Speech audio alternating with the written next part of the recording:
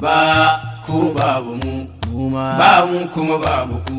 Kowa ya harkar gidansu, kowa ya tsarin gidansu, kowa ya rike abinsa, mu ba mu babu ku. Ta.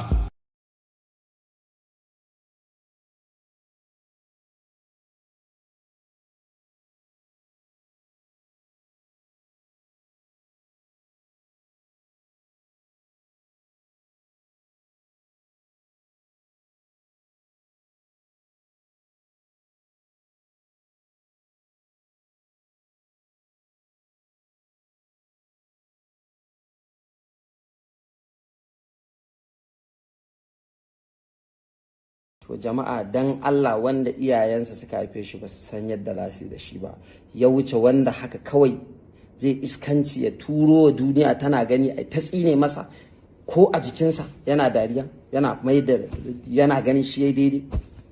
Akwai wanda ya wuce a ce iyayen